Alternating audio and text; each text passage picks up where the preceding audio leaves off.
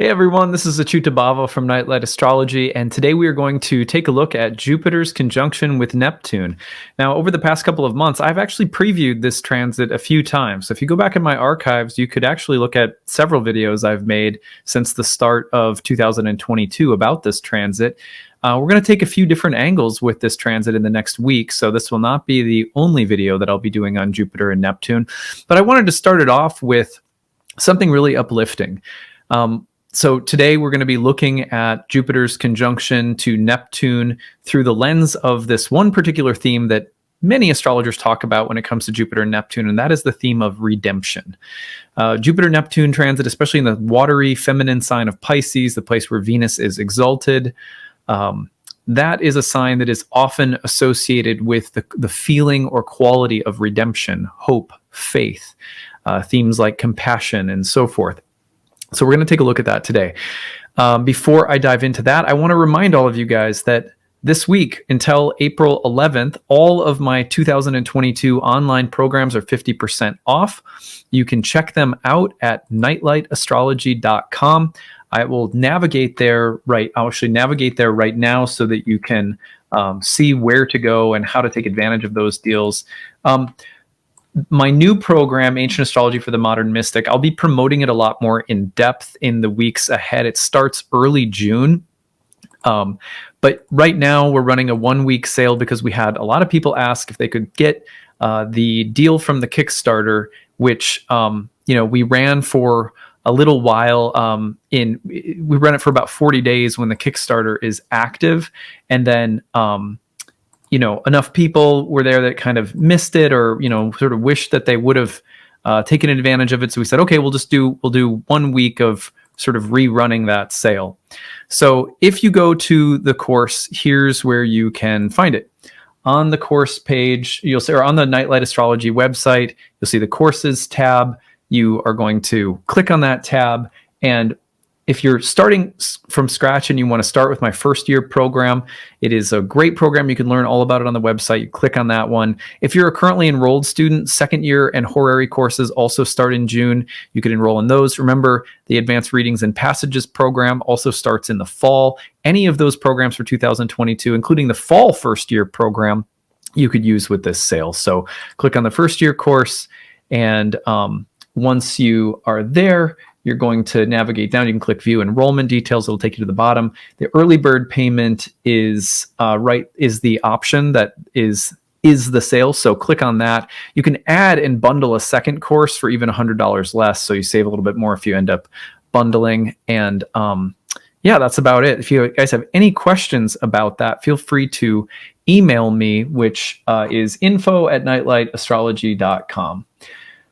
Okay, so I'm really excited today to talk about this transit of Jupiter conjoining Neptune in Pisces. I'm going to be doing a few live casts, probably next week around the time of the transit. I'll come on, talk a little bit more about this transit, and actually do some readings. What does this look like in your chart right now? I'm going to take a few live birth chart readings and things like that. So obviously, as always, if you enjoy my work, please subscribe to the channel, and share your comments, and then click the notification bell if you want to receive an update when I do go live, and then you'll know when you can join. People always ask me that, and I always neglect to tell people, just subscribe to the channel and click the notification bell, and that's how you are notified. Also, one more thing to say.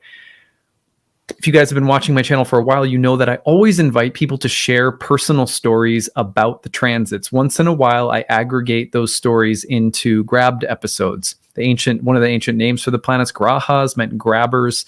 And we tell stories about how the planets come in and have a way of just suddenly seizing our consciousness. And they just come in randomly and sometimes just take over. And sometimes the stories are really funny. They're really poignant, insightful. Sometimes they're a little heartbreaking, but they're great stories to share. You can always use the hashtag grabbed in the comment section, or email us grabbed@nightlightastrology.com to share a story. Maybe we'll use it for a future episode. I love reading those stories, and I think everyone else appreciates hearing and sharing those stories together. So how are the planets showing up in your life? How are they popping in and acting as teachers, use the hashtag grab to share that with us. Also, transcripts of my daily talks can be found on my website. I've neglected to mention this for a really long time, but if you're someone who would benefit from reading the transcripts of my talks, you can go to the blog page at nightlightastrology.com, and the transcripts are always there.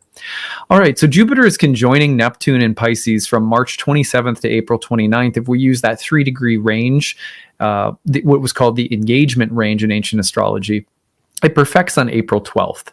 So it's coming up. The actual conjunction is a really important moment. It's sort of like the full moon moment. It's the peak of the aspect, the actual perfection day. But when it's within 3 degrees, applying and separating, you're going to feel the effects in general. So this whole month of April is really the Jupiter-Neptune month. And obviously most astrologers have this at the top of their list for important transits on the year. Let's take a look at it on the real-time clock before we dive in today. Here is the real-time clock. And I'm going to go ahead and highlight it. You can see here is Jupiter and Neptune coming together. There's about 3 minutes of separation from them right now, but this is April 12th, the day of their conjunction. You'll notice that exalted Venus is co-present, so it has a very benefic, uplifting feeling to it. It's configured by a sextile to Uranus and to Mercury in Taurus. It's configured by a sextile to Pluto, and it doesn't really have any harmful, damaging aspects from anything else in the sky simultaneously. So this is why I think most astrologers have had pretty optimistic outlooks about this transit overall, and I do too. So it perfects on April 12th. We're coming down the home stretch of the most intense part of this transit here. So we'll be talking about it a few times. Today I want to talk about one of the most universal themes associated with Jupiter and Neptune and their conjunction, or any of their more positive configurations like trines, even to some extent their oppositions, but especially like trines, sextiles, conjunctions. Jupiter and Neptune coming together often bring the theme of redemption. So I want to talk about this today from the standpoint, I'm going to share a story with you guys that has to do with one of the most powerful Jupiter-Neptune experiences that I've ever had. I went back and I looked at all the transits in my life when there was some configuration between transiting Jupiter and my natal Neptune, or transiting Neptune and my natal Jupiter, and so forth. And what I found was that actually in May of 2005, thereabouts, in my birth chart, there was Jupiter and Neptune were trine in the sky during that time. Jupiter was in Libra and Neptune was in Aquarius. So they were forming a trine with each other, but they were also both activating my own natal Jupiter. So it was a Jupiter-Neptune trine, both configured by a trine to my natal Jupiter, or in the case of Jupiter, it was actually conjoined because my natal Jupiter is in Libra. So and as I compared many different moments in my life, there were some other good examples, but that one stood out. That was one of the most vivid, redeeming moments of my life. So I'm going to share this story today in the hopes that it illustrates some of the more exciting, optimistic, and hopeful qualities of this transit, but we will be visiting other aspects of this transit, some that are more challenging in the course of the next week. I want to say that the other thought that I had in sharing this story in particular about Jupiter, Neptune, and this theme of redemption is that I just started a new series yesterday on the intersection between psychedelics, namely ayahuasca shamanism, and the way that I initially started learning astrology. If you haven't checked that out yet, give it a listen. It was first episode I published yesterday, and that's an episode that's really deeply about astrology, but also its relationship with ayahuasca, psychedelics, altered states of consciousness, and things like that. Formed a big part of my life path, and it so happens that my first series of 3 ayahuasca ceremonies in Peru coincided with Jupiter and Neptune forming a trine and both hitting my natal Jupiter. So I want to tell that story today, and if you want to check out my book, I wrote a book called Fishers of Men, The Gospel of an Ayahuasca Vision Quest. It was published on the same day that I started my astrology career in July of 2010, when I began my full-time practice of astrology. So it's kind of, there's always been a really intimate connection between my journey with ayahuasca, yoga, and astrology together. You can learn a little bit more about that background with my book, which was published by Tarcher Penguin that year in 2010. So I had an experience in my very first ayahuasca ceremony. This was the very first time I had ever drank. I had a background prior to drinking ayahuasca with psychedelics and, experimentation, some of which was really reckless and not advisable, like at all. But one of the reasons that I decided to go and drink ayahuasca, and I thought it might be beneficial, is that I was struggling very, nobody really knew, very few people knew, but because I was very secretive about it, but I was struggling with an opiate addiction. I had developed an opiate addiction after having Vicodin, I think it was, after a surgery. And then was living next door to my grandfather. I was in graduate school. And this is all in my book, by the way. And I started, taking his stash of Vicodin and other things too, Oxycontin and some morphine at times that he had. And turns out that my grandfather was also abusing pain meds, and he had gotten addicted to them because he had been prescribed them, medically as well. So there was this weird sort of karmic generational thing going on. And my camera is doing that thing again, man. I thought I had it fixed. There we go. So, so the background of one of the main reasons that I went to drink ayahuasca was because I had read that this psychedelic experience, this ritualistic, sort of sacred, religious, shamanic experience from South Central America was being used with great success to treat addiction. And I also, at that point, was very heavily interested in Eastern philosophy, psychedelic experiences. I was, starting to get interested soon after in astrology too, and yoga and so forth. So my very first night, I would describe as the encounter with the opiate addiction. My very first ceremony drinking ayahuasca was a really profound encounter with opiate addiction. And there was a vision that I had. There's many visions that you have throughout the night. They're like almost like I call it a vision because it's like an experience that may last 10 minutes, 20 minutes, but it's a series of things that you see, feel, think, go through, and all of a sudden you realize after maybe say 20 minutes of this experience that something has changed. You've gotten a healing. Maybe you've thrown up a little. It's very cathartic in that respect. But you realize that everything you just went through over the course of say 20 minutes was all connected. It all had like a thematic center, and maybe you barfed a few times during those 20 minutes. And so anyway, I had a number that night of long sequences that I would call, in this sense, visions. And they all related to what was beneath and within the opiate addiction.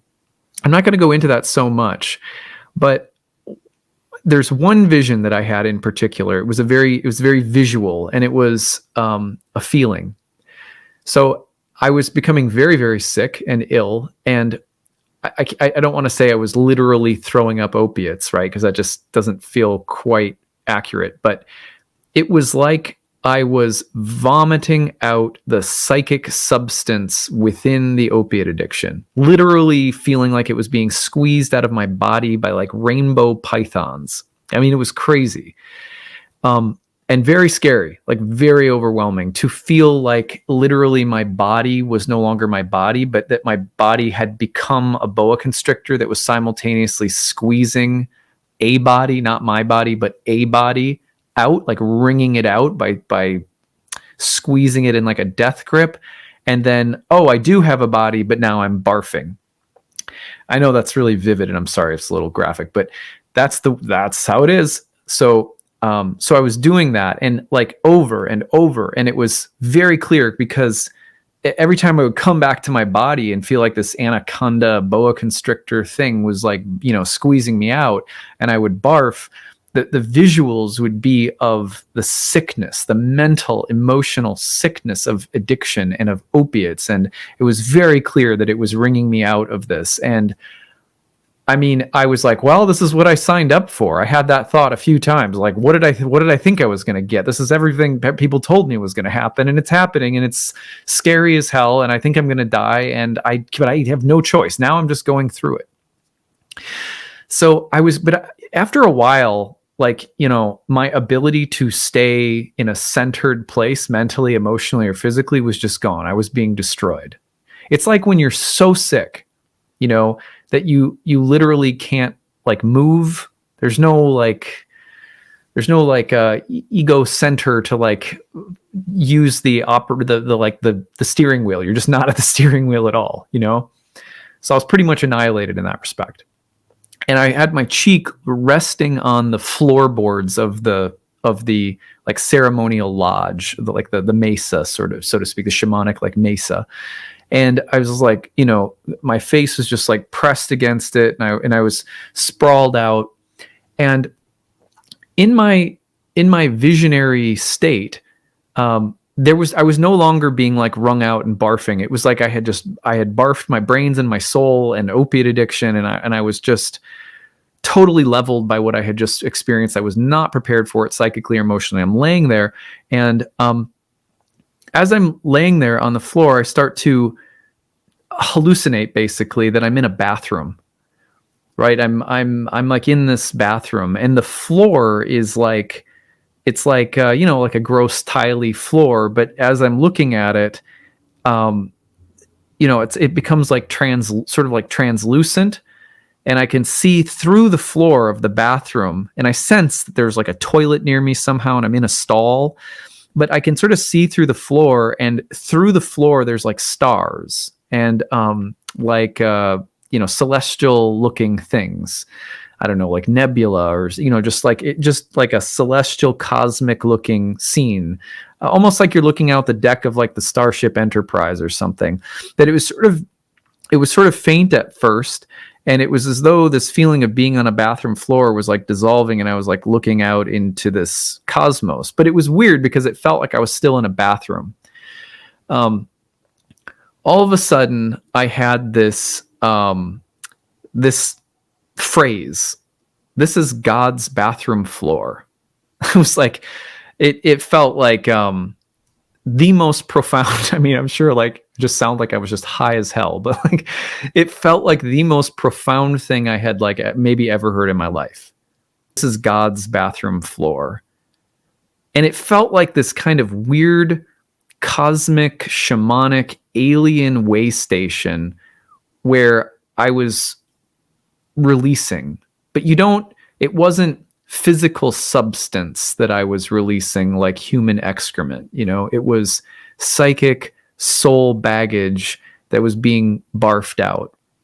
And somehow in my like state of just being ruined on this floor, which at first felt sort of filthy and hopeless, I start seeing the stars through the floor becomes sort of translucent, and I start seeing like the stars and galaxy, all this stuff. And all of a sudden I go, this is God, like this phrase, like this is God's bathroom floor, comes to me. And then I kid you not, like it was just insight after insight after insight, like really rapidly. Some of these insights, I want to be totally transparent and clear about this, were things that the shaman had said to encourage me and other people in the room as the most perilous and intense things were happening, but I couldn't hear them or like make sense of them at all. And so it was weird because it was like this weird reverb of teachings and insights and encouragements and affirmations and very redeeming realizations that I was not able to access because of the boa constrictor sort of like squeezing me out. But then landing on God's bathroom floor and sort of looking through these translucent tiles like out into space, that sounds totally crazy saying it. There was just insight after insight. Some of them were original. Some of them had not come from the shaman or the guidance that the shaman was giving. But then some of them were. So here are 10 of the things that I remember. And I have no idea if this list is, this is me approximating what I realized and what insights were flooding me in that moment. Because in that moment, it was as though somehow through this realization that this is God's bathroom floor. You're not in a, by the way, some background. I had tried numerous times to quit my addiction to Oxycontin, morphine, methadone, Vicodin, things like that. I had numerous times I had tried to quit and would end up locking myself in the bathroom of this little cottage that I was staying in during graduate school. And I was living there by myself. It was a little home that my parents had built to retire into on my grandfather's land in rural Michigan.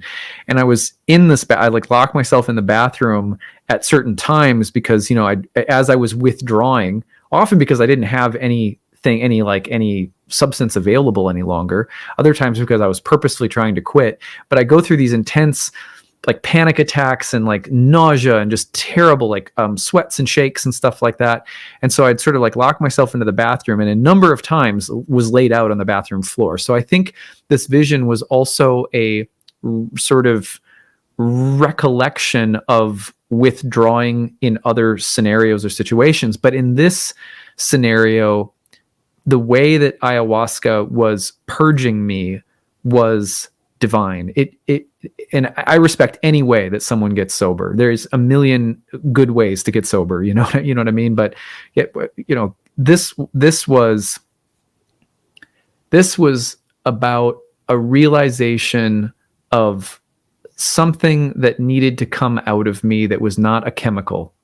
Okay, it wasn't just a genetic problem, although I understand there's that level of it.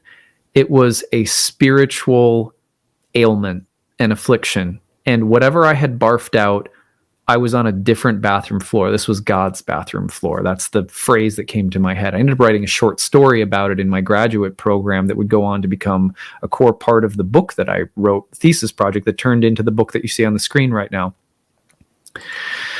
So I made a list to talk about 10 most redeeming things that came out of sitting there in this moment and realizing that I had done some kind of purging and healing because of this miraculous divine plant medicine and this amazing intelligence that lived within it that was squeezing me out, but lifting me up psychically and spiritually at the same time.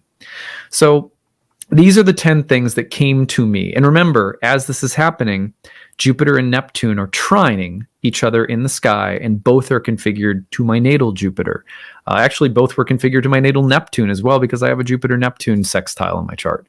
So these are the 10 things that I remember. These are some of the most redeeming things I have ever heard, most of which maybe I had heard before, but only really realized that first night of drinking ayahuasca. And what's funny is I still had maybe 3 hours ahead of me after this point in the ceremony of getting wrung out even more, but in lots of other different ways.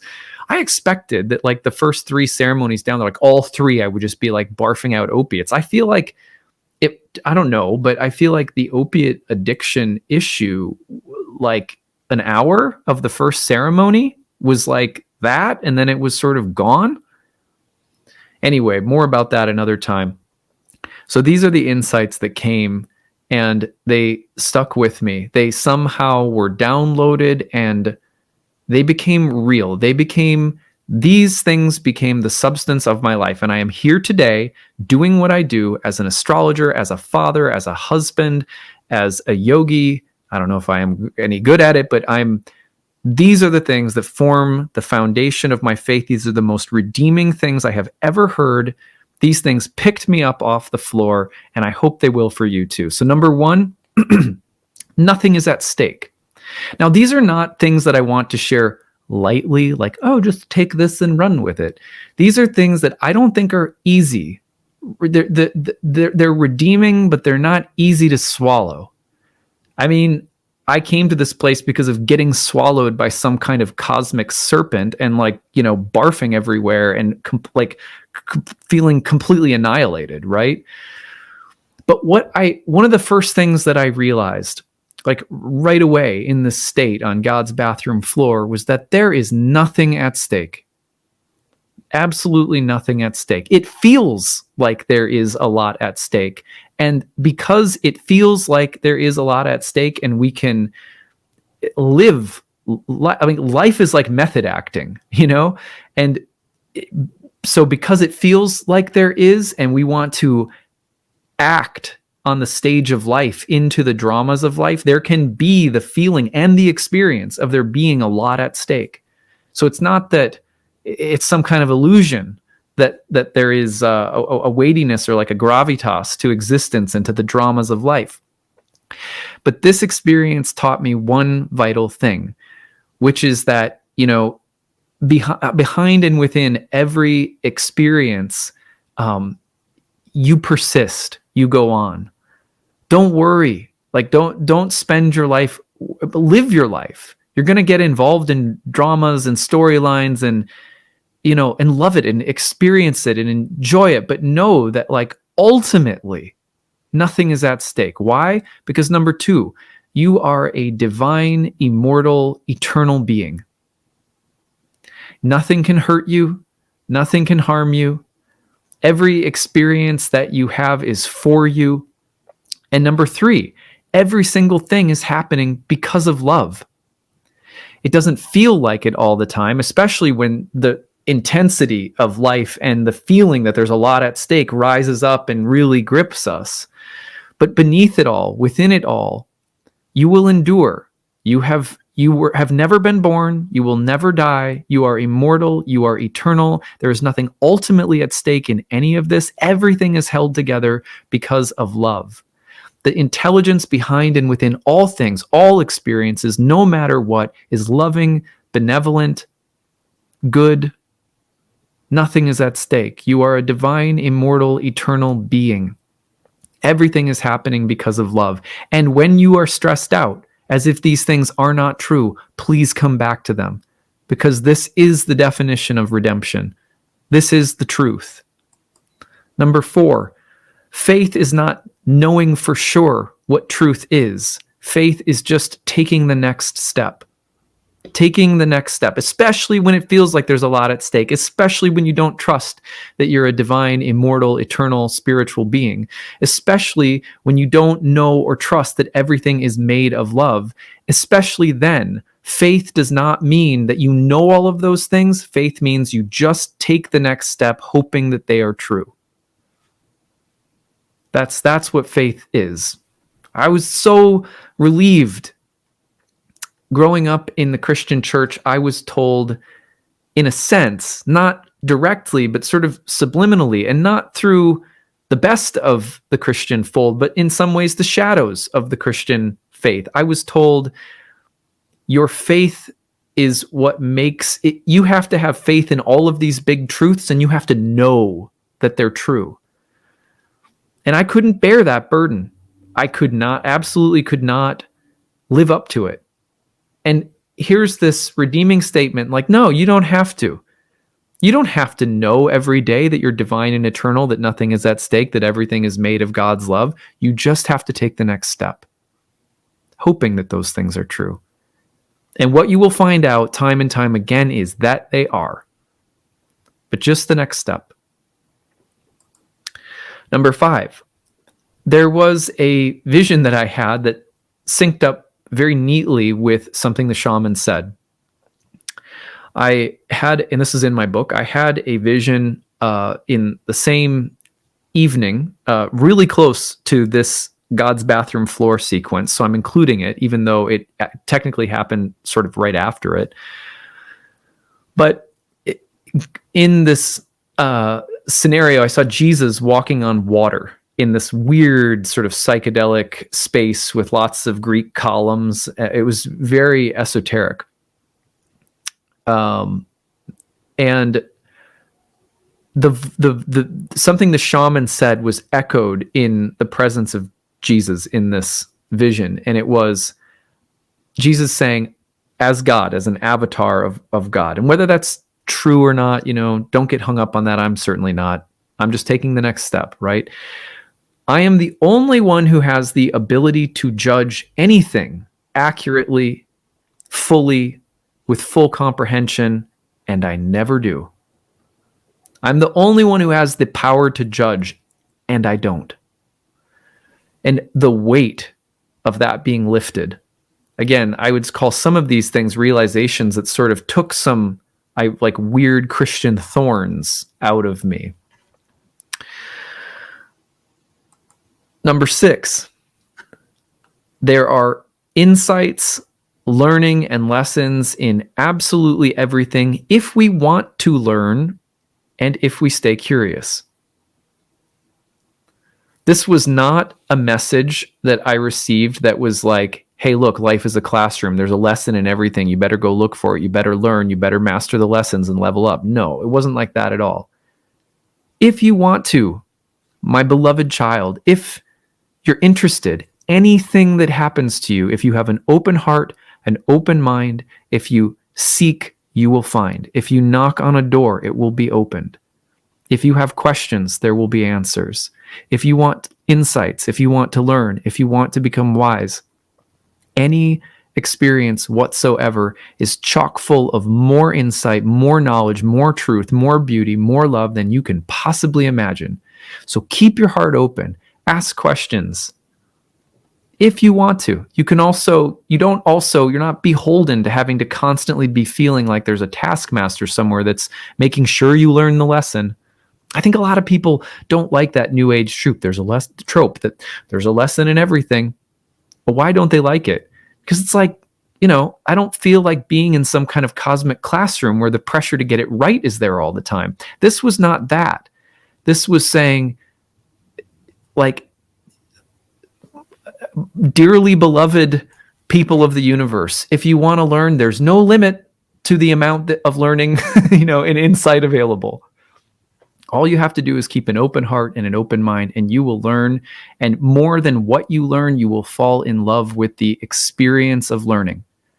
And that experience of learning is, the experience of learning itself is more about communion with our source than it is about what we learn or what knowledge we gain. Number 7, change your association and you change your life. I remember laying there and the insight being like, as simple as, if you don't want to go to hell, then stay in heaven. Well, what does that mean? If you don't want to go into hellish spaces, you have choice. Be mindful, be attentive, be thoughtful about who and what you associate with. And as you do, accordingly, the environment will support more heavenly or more hellish experiences. Mind blown, that was a reconfiguration of what I understood heaven and hell to be, and also what I understood as the role of free will. The role of free will isn't that I control everything. That's such a task, right? Such a burden. No, it's just, can I be mindful of who and what I surround myself with? And if I do, watch what pours in, watch what opens up, watch what spirits I commune with, watch what vibrations of peace and love come in, because I choose to associate with those things, with those qualities. It was an amazing insight and life-changing. Number 8, you are never lost and you're always being guided. Even when you feel lost, and that can be a real feeling, you never are lost. You're always being guided. Trust that. Come back and say that to yourself every day. I am being guided. I am never lost. I am being guided. I am never lost. It might sound cheesy, but it only sounds cheesy to the degree that you're not able to just breathe some freaking conviction into it. It's only cheesy. It's only a cliche. It's only something that is trite and worn out. If you make it that way, this is what I was receiving, right? So don't make it that way. Believe it with your heart. I am not lost. I am being guided. Now, do I have to know that that's absolutely the truth? No, but I can take the next step hoping it is.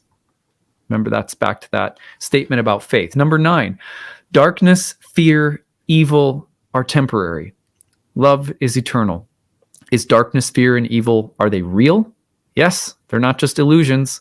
A lot of people like to think spiritually that those things, oh, they're all just illusions.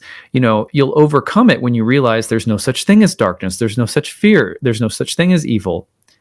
No, it's not that there's no such thing as those things. It's that they are temporary.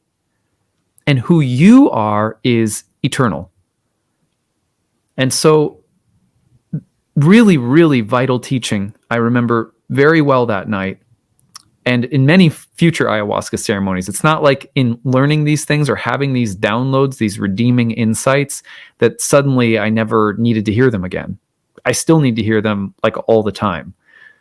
Darkness, fear, and evil are temporary. Love, which is who you are, which is what everything is finally made of, the divine substance in and through everything, unable to be circumscribed with the mind, not something that you can grasp, but you know it when you're in it, you know it when you feel it, and that is what is ultimately real and eternal. Everything else has a place and a purpose, but it is in service of love, and darkness, fear, and evil are only temporary.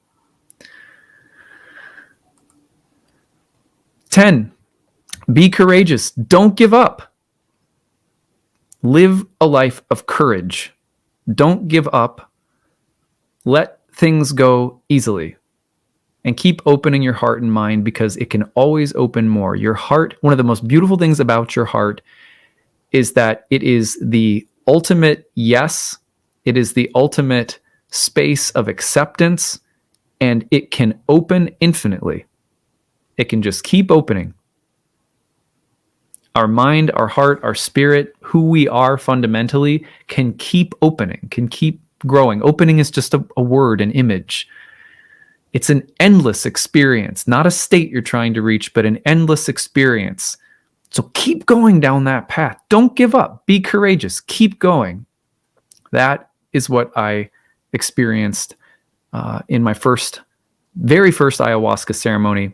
All of these insights, the most redeeming things I've ever heard, that have been the formation of my faith ever since, that led me to study astrology, that led me to study yoga, that led me to, marry a spiritual woman and try to raise my kids with spiritual substance. It's this. So that's why I'm so hopeful about this transit. That's why there's lots of shadows about Jupiter, Neptune, but this transit gave me perhaps the most important spiritual insights of my life.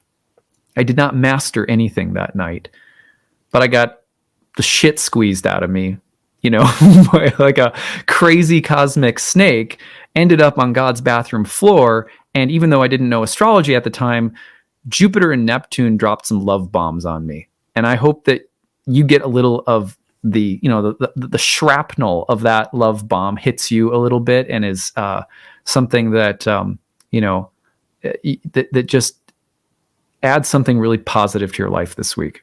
So that's what I've got. I hope you guys enjoy this. I'm looking forward to more on Jupiter, Neptune in the week ahead. Like I said, we'll do some live casts and stuff like that. Don't forget, if you enjoy my work, please like, subscribe to the channel, share your comments in the comments section, click the notification bell for updates, and we will see you again soon. Take it easy, everyone. Bye.